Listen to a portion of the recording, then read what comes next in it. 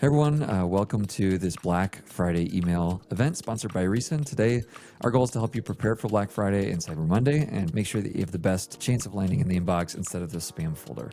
My name is Chris. I'm a DX engineer for Resend. We're an email platform for developers, and our goal is to make email easy to add to your application so that you can use transactional email or marketing flows to make email kind of get out of your way and let you build your product. We do this by having a predictable API, that's our goal at least, and give you key observability into each event. Try to really be a true teammate for you. And that's what I want to talk about now. And that is the teammates we have are these three today. They face a lot of email issues by way of helping customers. And so today I brought them on with me to hopefully help guide you in this kind of busy season of email sending. Maybe JP, let's start with you, and then we'll go to Pauline and finish with Brian. Yeah, no, for sure. I think the first one I want to share with people is really this idea of twofold. First, Black Friday is not a Friday anymore. It used to be, it became a week. You know, we talk about Cyber Monday week, Cyber Week. I think it's a season now. It's not even a month. Like, let's call it a season. And I think that if you frame it like that, you can take actually a very competitive advantage. And that's going to be good for your bottom line, but also good for your deliverability.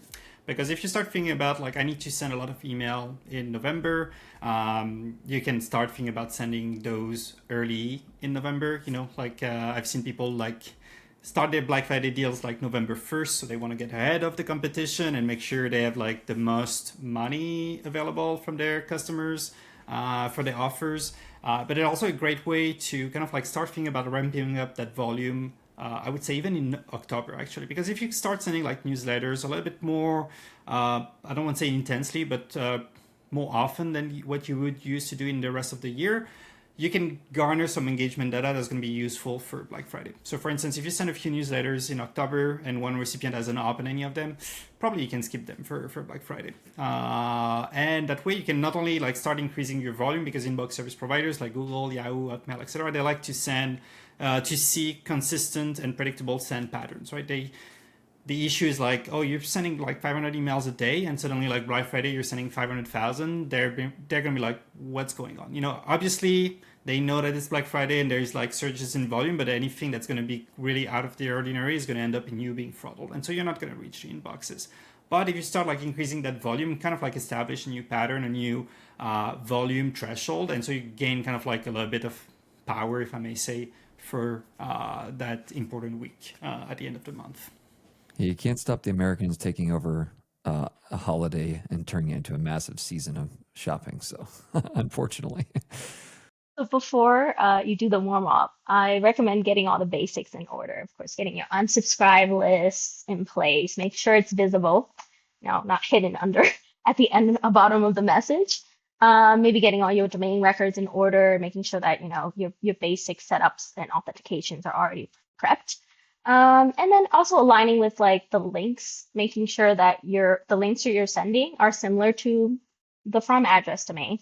So it's a great way to start preparing that right beforehand. I think it's really goes nicely to Brian's next tip on preparing and testing out the content. Yeah, I think one thing that I think about too as well, just with what they were saying, is making sure you're getting your consent now, right? So consent is getting permission from somebody to send them an email. Just because somebody signed up for your service 5 years ago doesn't mean that they want or even should receive an email from you in a month for Black Friday. And so just making sure that if you aren't getting consent, that's like a checkbox on a sign up form saying, yes, I want to receive marketing email from you. Making sure that you just add that now. So for the next 2 or 3 months, you are getting that consent ahead of time. Somebody signed up for your service 5 years ago and they haven't used it since, probably not the best to be receiving a marketing email randomly for Black Friday, just because they're not thinking about your service that time of year. And if they haven't been using the service, they're probably at this point churned. Actually, this time of the year is my favorite to unsubscribe from mailing list. Yeah, I'm wondering if we could talk a little bit about how a mailbox provider sees email growth. Like the behavior of how an email gets to your inbox is kind of like both at an individual level, kind of like a micro level, but also at like an inbox service provider level, a macro level. So, for instance, an email might get in your spam folder, but wouldn't get into mine because I might have engaged with that particular brand and I really like. And so they're like, okay, JP, he really likes email from brand A. Let's give it to them. But you, Chris, you've ignored them. You've marked them as spam. You've deleted them. They're gonna be like, yeah, no way that Chris is gonna be interested in this. So that's kind of like the micro level. But your question is really about that macro level that kind of like is a bit more weighted than the individual level, and it's, Gmail, Hotmail, Yahoo, they all have like access to how brand A is performing across all of the recipients. And so they kind of like look at aggregated data for everybody receiving email from brand A, and they're going to be like, oh, like on average, 50% of people open emails, they click, they see engagement, positive engagement. They're like, okay, people are interested in those emails. They're performing above the average. They see like positive intent and signals. And so that's usually going to positively affect your domain reputation. So how inbox service providers perceive you. On the other end, if they see people ignoring the emails, leaving them unread, deleting them, or even worse, marking them as spam, they're going to be like, okay, this sender probably like on the aggregate, people are not liking what they're seeing. So probably not worth showing in these emails in their inbox. And so they're going to be placed in the spam folder at best, or just completely blocked at worst. Because, even though a spam folder placement is not a great news, at least it's been delivered. There could be scenarios where you're completely blocked, right? And so it's really, as Brian was mentioning, like somebody that signed up 5 years ago as an engaged with your product, very unlikely that they're going to click now. And so you're kind of like drowning your good recipients in the noise of like unengaged users. And so I guess my recommendation would be kind of like moving away from the vanity metric of like, oh, I'm going to be sending to, hundreds of thousands of people, and instead be like, oh, I'm going to send you a smaller list, but I'm going to have a higher engagement rate, because that signal is more important than the end result. Yeah, can we talk a little bit about segmentation? Like, I know that JP, you wanted to talk about that, so maybe let's just flow right into that. How would you segment your audience? Like, if you were thinking as a sender, like, I'm going to send to this group first and that group next, and how would you break them up? So for me, the way I've recommended reliably over years and years and years is kind of like breaking down your audience in kind of like tiers of, I don't want to say quality, but really like engagement likeliness, right? And so you want to have like your people that for sure are going to open and click your email. Like your paying subscribers, people that have been active in the app recently, people that have been here for a long time. These are people that you want to reach first, right? And not only because they're going to be the most engaged, but also because this initial reaction is going to send very positive signals to inbox service providers. Then you kind of want to kind of like create separate groups. Maybe people that are paying subscribers but haven't been active. Then you have another tier where it's people that are active but not regularly, or they've been engaging with your emails but not so much with your product, etc. And so you kind of like, there's no like perfect rule, like cookie cutter guide I can give everybody. If you have questions about it, feel free to write to us. We'll be happy to help and kind of like brainstorm with you on solutions. But really this idea of like, you kind of like break it down into separate groups, because not only you can then kind of like prioritize your sending and be like, okay, I'm going to send to this first group first because I want to make sure they get the email. I want to get that initial like very positive engagement to kind of like push forward the further sending that I'm going to be doing. But it's also because that way, if you start seeing like, oh, because maybe you're going to get throttled, right? Even with your best efforts, inbox service providers are saying, okay, this is a bit more volume than what we'd like. We're going to like put a strain. Then that way you kind of like keep the recipients that you're like, they're the least likely to engage or result in a conversion of any sort to the end. So if you have to sacrifice a sending and kind of like be like, okay, I'm going to stop now because I don't want to add, oil to the fire or fuel to the fire. That way you kind of like, okay, I have these recipients that are less likely to perform as I expect. But that way you kind of like focus your energy on your best performing recipients, which is going to yield the best result both for your deliverability and your bottom line, and also for your client satisfaction as well. So, win-win-win. If you have a question, I know that the click and open tracking kind of dings our deliverability. Mm-hmm. How does that work with engagement? Like what the engagement from the inbox provider's perspective is very different from those tracking, right? Mm-hmm. So because basically, like when you use Resend or any other competitor or email sending platforms, it's a baked-in feature since I think Mailchimp might have been the first to ship it, like in 2007 or 8, something like that. And it was at the time like really revolutionary, because before that you could say, okay, my email has been delivered, but you don't know if people have really opened it or clicked it. And the way it works, like an open tracking for across all vendors, is there's like a small 1x1 invisible pixel that's added, and if the image is loaded, it means the client, whether it's gmail.com or your phone email client or your Outlook desktop app, has loaded the content of the email. Downloaded the HTML and fetched that resource, and so you can say, okay, this has been opened. Click is just like you generate like a unique link for every email, and so if that link is being, you log a visit on that link, it means the link is being clicked. The limits with that is not only you have like now inbox protection mechanism like A.com or Apple Mail Privacy Protection that are going to prefetch all emails and click on all the links, or even like antivirus software. I see often with like people working like big corporate companies being like, I don't understand, the email has been sent and delivered, and within milliseconds it's been opened and clicked. I'm like, yeah, usually that's like a machine doing it, because people are not that fast, right? And so us vendors, we use those mechanisms to offer that feature for people that desire to track that open and click rate, to inform decisions. For a long time, that was a way to ensure, like, is my content like worth sending? Like, are people reacting to it? Like, am I seeing that engagement that inbox providers see because they have access to that data, but that I don't? Over the past few years, there's been kind of like more and more push for the industry to protect the privacy of users, and also see those signals of like, oh, if you're using an open tracking mechanism, like if I see a 1x1 pixel, or if I see a track link with like known domains, this is a sign that you're sending a high volume, and it's less likely to be something that people want to engage with, because I think it's a kind of, as everything, it's a diminishing return, kind of like cat and mouse game. It's the same with SEO, it's the same with ads. It's just like you find something that works, and little by little people abuse it, and so to protect users, then you put more and more restrictions on it. So our recommendation for us on Resend, like if you go to any email delivery page, we have a very super cool insights tab that gives you like kind of like the high level best practices that are going to apply to absolutely every send. And one thing is, like, we recommend disabling open and click tracking if you're seeing issues. Doesn't mean that you have to do it absolutely all the time. It's kind of like a trade-off. You can be like, oh, I want to have that data, but I might lose a few recipients or more, or it could lead to negative impact to my overall reputation. But at the same time, it's not like a perfect science where you're like, oh, if you add, tracking link, you're going to lose 10 points of reputation or whatever, right? It's really more about if you're seeing issues, these are the things you should remove to kind of like see the impact positively. So I cannot say like a perfect like generic recommendation for everybody to be like disable or enable. It really boils down to your use case, your needs. Maybe you have like reporting needs. Maybe you have like some affiliates that you need to report to.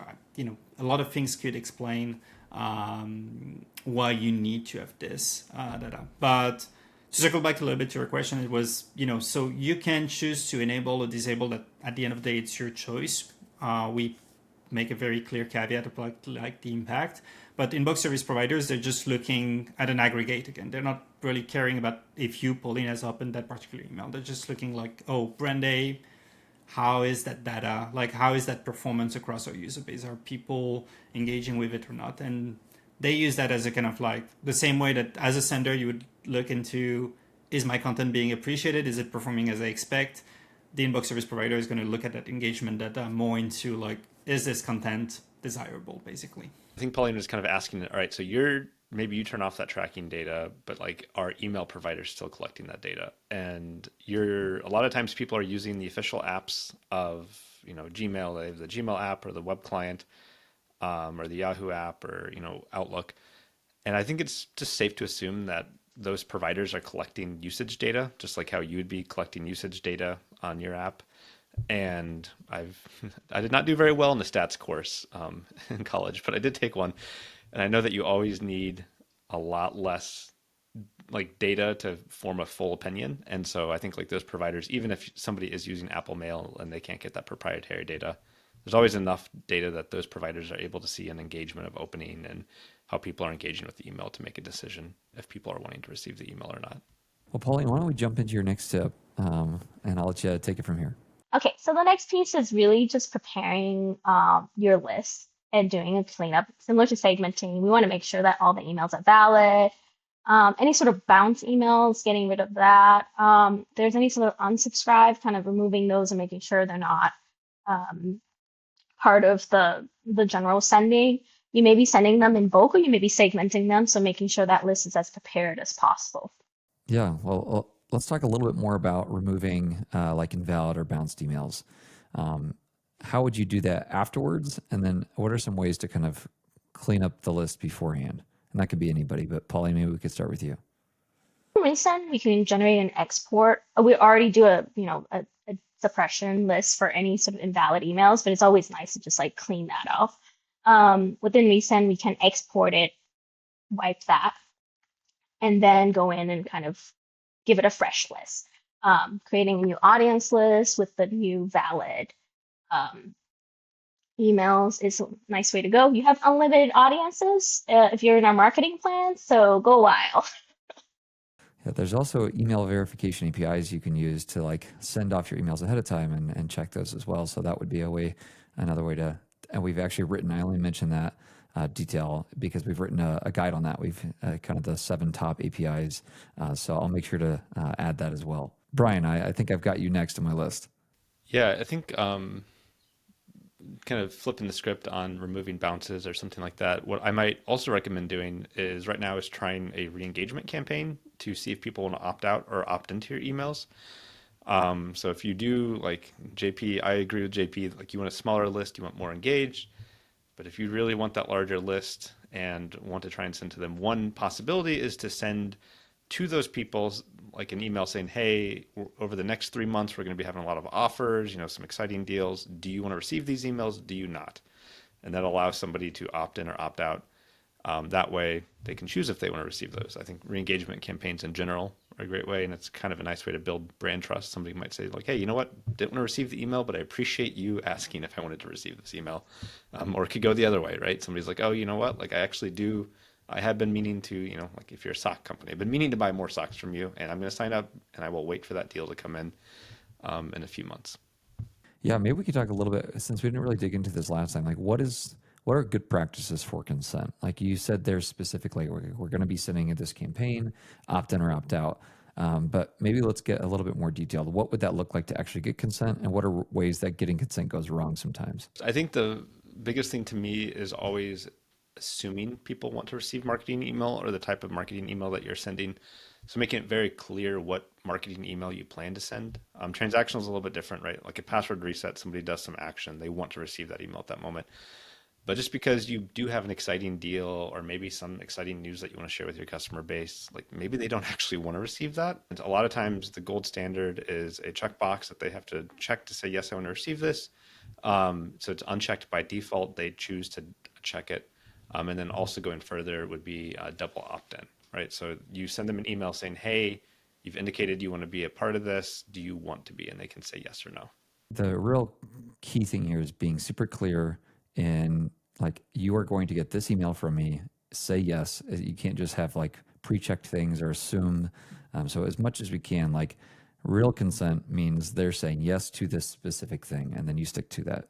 I think we talked about ramping up, we talked about segmenting, and now I'm going to have an advice that might surprise our audience is about considering not sending during Black Friday, Cyber Monday. As Pauline mentioned, it's not only sales season, it's also unsubscribe season, right? You get a bunch of emails, and it's a great time of the year to be like, do I really want to keep receiving emails from these people? They send me emails even though I haven't been using their product in years, or they send me things that are not relevant to me. Maybe I want to, get rid of that clutter. This is something that REI, like an outdoors chain of stores in the US, started doing, I think, in 2018. And they were like, we're going to opt out of Black Friday. We're going to close our stores. We're going to go outside. And they found a way to really like make it resonate with their brand.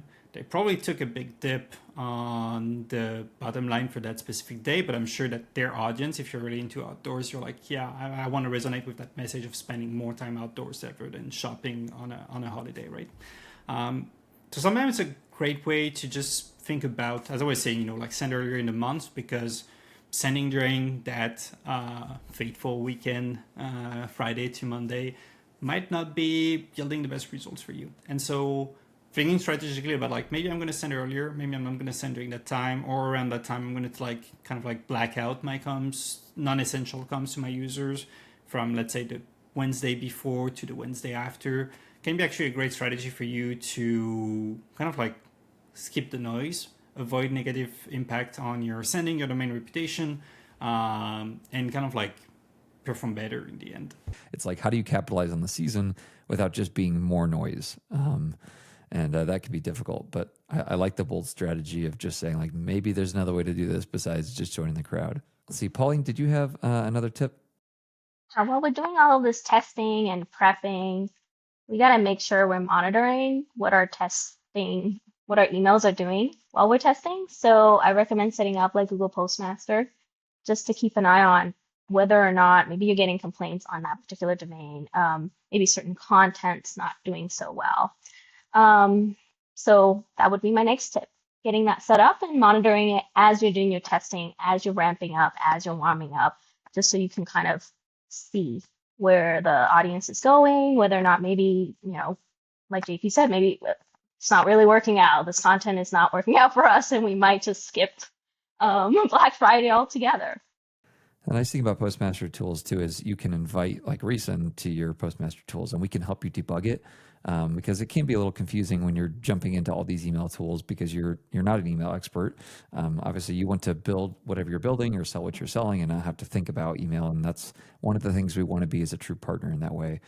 What are some top things you get out of Google Postmaster tools? If somebody's like, I've never heard of this, why would I want to add this? Like you mentioned, you get some visibility, but let's get a little bit more specific. What would that look like? Yeah, you'll have some spam ratings. Maybe someone like marked you as a spam. Those are recorded. We're not going to tell you who did that, but at least there's some aggregate data around it. So you'd be like, okay, I got a couple of like spam reports for for this particular day, and you'll kind of reference that against the marketing email that you have sent out on that day. So it'll help you understand how the content is doing. You will also find information about complaints. So any sort of like red complaints where a customer says, okay, report this as a fraud or something like that, it'll be recorded as a record on your particular domain. So this is all tied to your domain. You can have subdomains, and you can set up actually a separate Google Postmaster for the subdomain as well as the primary domain. So we always recommend isolating your sending to your domain depending on what you're sending, just so that we can have those isolated reputation for marketing. Maybe promos have their own isolation. So that would be a nice way to kind of manage your different domains. It's essentially kind of gives you Google's view of your domain, which for many senders is one of the most helpful pieces of information. You have to actually see like, how is this mailbox provider seeing me?